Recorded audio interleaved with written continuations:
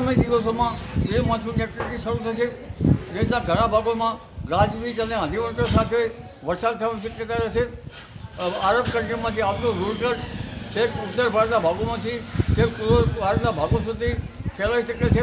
કાલ વૈશાખીનું જોર વધી શકે છે. તારીખ 12 થી 16 લગભગ વડોદરાના ભાગો, મધ્ય ગુજરાતના કેટલાક ભાગોમાં ગાજવીજ અને આંધીવંટર સાથે વરસાદ થવાની શક્યતા રહેશે.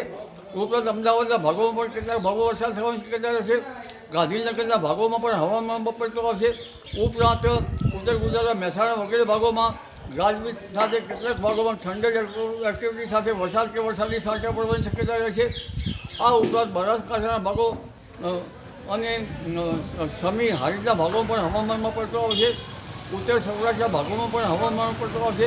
કચ્છના ભાગોમાં પણ હવામાન પલટો આવશે. સૌરાષ્ટ્રના કેટલાક ભાગોમાં હવામાન પલટો આવશે. સુરતના કેટલાક ભાગોમાં પણ જે પ્રી મોન્સૂન એક્ટિવિટીનો વરસાદ થઈ શકે છે. એટલે આ પ્રી મોન્સૂન એક્ટિવિટી જરૂર છે અને આ આંધીવંટરો પણ જરૂરી હોય છે.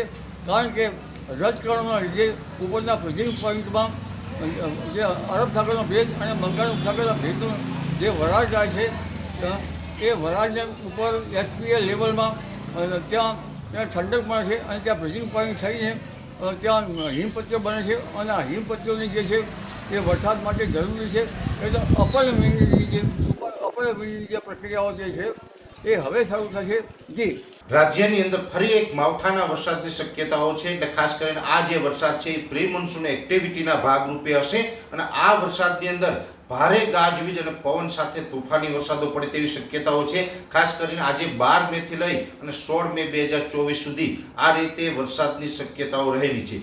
જેની અંદર ખાસ કરીને આમ જોવા જઈએ તો છેલ્લા ઘણા સમયથી 40 ડિગ્રી કરતાં પણ ઊંચા તાપમાનની અંદર રાજ્ય છે એ સેકાઈ રહ્યું છે. ત્યારે અત્યારે મહારાષ્ટ્ર ઉપર એક હવામાનની અસ્થિરતા ઊભી થઈ છે. આ અસ્થિરતાને કારણે 850 એચપીએ લેવલે એક શિયર ઝોન સર્જાયો છે અને 700 એચપીએ લેવલે છે એ અરબી સમુદ્રમાંથી આ સિસ્ટમને ભેજ મળી રહ્યો છે. જેને કારણે રાજ્યના હવામાનની અંદર એક પલટો જોવા મળશે.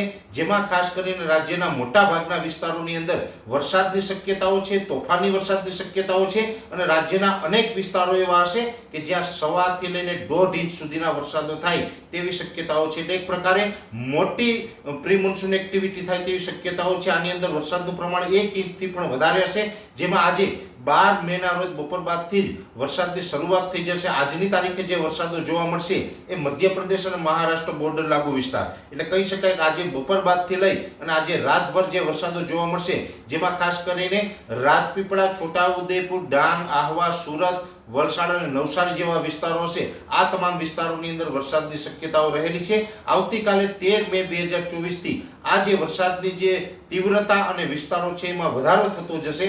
13, 14, 15 અને 16 આ 4 દિવસ છે. આ 4 દિવસ દરમિયાન રાજ્યના મોટા ભાગના વિસ્તારોને આવરી લેશે અને એ દરમિયાન ખાસ કરીને આવતીકાલે આજે બપોર બાદ અને આવતીકાલે 13 તારીખ સાંજ સુધી દક્ષિણ ગુજરાતના જે વિસ્તારો છે જેમાં તમામ વિસ્તારોની અંદર વરસાદની શક્યતાઓ છે એ આવતીકાલે 13 તારીખ સાંજ સુધી રહેલી છે.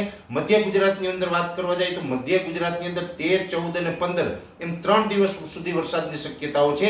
જેમાં અમદાવાદ, ગાંધીનગર, આણંદ, નડિયાદ, ખેડા, કપડવંત, બરોડા, દાહોદ, ગોધરા, લુણાવાડા અને એની આસપાસના તમામ વિસ્તારો, આ તમામ વિસ્તારોની અંદર 3 દિવસ સુધી વરસાદની શક્યતાઓ છે. ખાસ કરીને ઓલ ઓવર ગુજરાતની અંદર જે વરસાદો પડવાના છે તેમાં મધ્ય ગુજરાતની અંદર બરોડા, ગોધરા અને અમદાવાદ આસપાસના વિસ્તારોની અંદર તીવ્રતા વધુ જોવા મળે તેવી શક્યતાઓ છે. ઉત્તર ગુજરાતની અંદર પણ ખાસ કરીને જે સાબરકાંઠા, બનાસકાંઠા અને પાટણ, મહેસાણા જેવા વિસ્તારો છે આ તમામ વિસ્તારોની અંદર 13 અને 14 તારીખ દરમિયાન વરસાદની શક્યતાઓ છે. સૌરાષ્ટ્રની અંદર વાત કરવા જઈએ તો સૌરાષ્ટ્રનું ગીર સોમનાથ, અમરેલી, ભાવનગરના અમુક પાટો છે, બોટાદ, સુરેન્દ્રનગર, રાજકોટ, જુનાગઢ આ તમામ વિસ્તારોની અંદર 13, 14 અને 15 એમ 3 દિવસ સુધી વરસાદની શક્યતાઓ છે.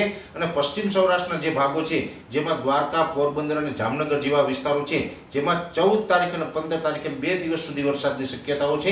કચ્છની અંદર ખાસ કરીને વાત કરવા જઈએ તો 13 અને 14 તારીખ એમ 2 દિવસ સુધી વરસાદની શક્યતાઓ છે. અને કચ્છની અંદર કચ્છના જે દરિયાઈ કાંઠાના તમામ તાલુકાઓ છે એ તમામ તાલુકાને વરસાદ છે પ્રભાવિત કરે તેવી શક્યતાઓ છે. ઓલ ઓવર જોવા જઈએ તો આ રાજ્યની અંદર આ માવઠું છે વિસ્તારની દ્રષ્ટિએ ખૂબ વધારે વિસ્તારોને આવરે તેવી શક્યતાઓ છે.